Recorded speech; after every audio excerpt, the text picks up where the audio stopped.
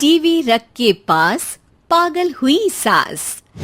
आजकल वर्मा जी की पत्नी देवकी जी केबल पर रियलिटी शोज देख देख कर बहुत कुछ सीख रही हैं।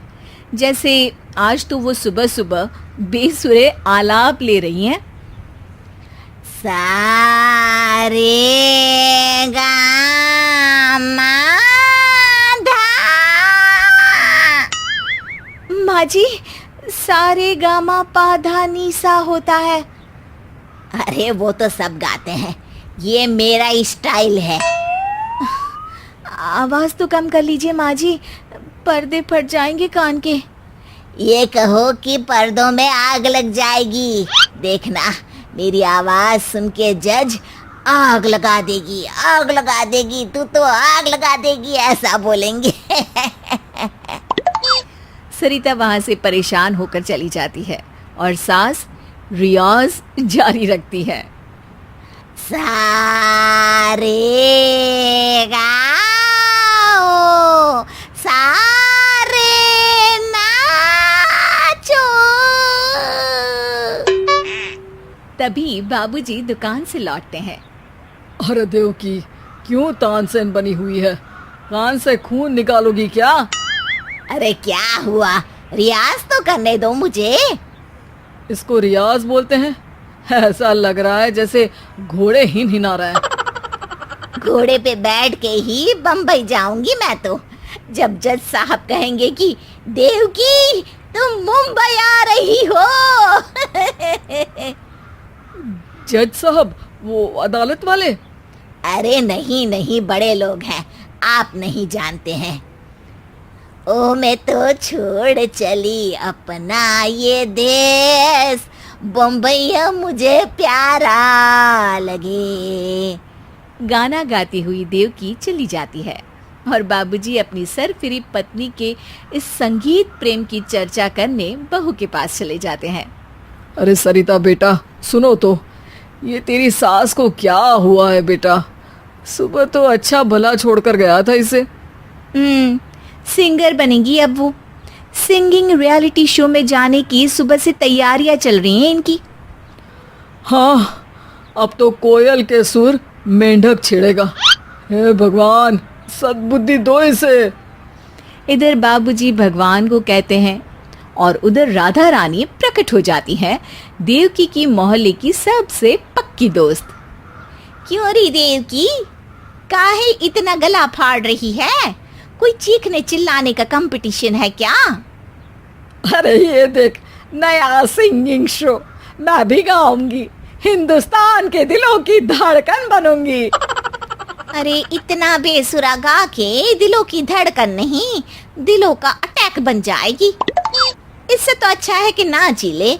वैसे भी दिन भर मोहल्ले में नाचती तो रहती है तू, कभी इसके घर कभी उसके घर।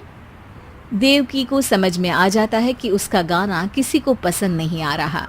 अगले दिन सरिता देखती है कि सास पैरों में घुंघरू बांध के नाच रही है।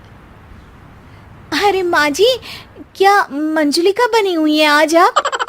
अरे नाचने दे बहू, जब तक है जान जाने जहां मैं नाचूंगी। अरे माँ जी, अभी जान निकल जाएगी इतनी जोर से नाचेंगी तो। अरे अरे, क्या कर रही हो? अरे दिख नहीं रहा, डांस कर रही हूँ। अरे जैसी तुम्हारी हरकत है, तुमको तो नागिन डांस करना चाहिए। वो भी करूंगी, भांगड़ा भी करूंगी। देखना, जज मुझे देख के स्टैंडिंग ओवेशन देंगे। हाँ, स्टैंडिंग ओवेशन तो देंगे ही, ताकि खड़े होकर वहां से भाग सके तुम्हारा डांस देखकर। अरे कुछ ढंग की चीज करो, ये रोज क्या नया शुरू कर देती हो? सास को लगता है कि उसका डांस का सीन भी बिगड़ गया। अब वो टीवी देख के कोई और कलाकारी ढूंढने लगती है। तभी उसे टीवी पर खतरों के खतरनाक खिलाड़ी शो दिखता है, जिसमें लोग अलग अलग स्टंट करते हैं। बस देवकी को नया काम मिल जाता है। अगले दिन सुबह देवकी डंबल लेकर कसरत करने लगती है। माँ जी, ये क्या कर रहे हैं आप?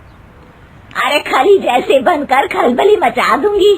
कल मैंने खतरों के खतरनाक खिलाड़ी देखा और सोच लिया कि मुझे वही जाना है। हाँ बस। तभी वहाँ बाबूजी भी आ जाते हैं। अरे इतना भारी डंबल, अरे गिर मत जाना कहीं लेकर।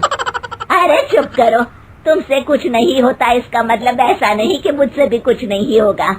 मैं तो खतरों के खतरनाक खिलाड़ी में जाने वाली हूँ। हाँ, मैं तो इस शो में तभी गया था जब तुमसे शादी हुई थी। तुमसे शादी करना भी खतरों के खतरनाक खिलाड़ी में जाने से कम थोड़ी ना। अब चुप भी रहिए। अरे बहू, वो भारी वाला डंबल उठा कर ला तो। अरे ना माँ जी, आप संभाल नहीं पाओगी। अरे मैंने टीवी में देखा था, एक आदमी कार उठा लेता है, इतना तो मैं उठा ही सकती हूँ ना। बहू घबराते हुए भारी वाले डंबल माँ के हाथ में दे देती है। जैसे ही माँ दोनों हाथ ऊपर करती है, पूरे शरीर का बैलेंस बिगड़ जाता है और वो पीछे की तरफ गिर जाती है। डंबल जाकर टीवी में लगता है और टीवी फूट जाती है। माँ जी, उठिए माँ जी।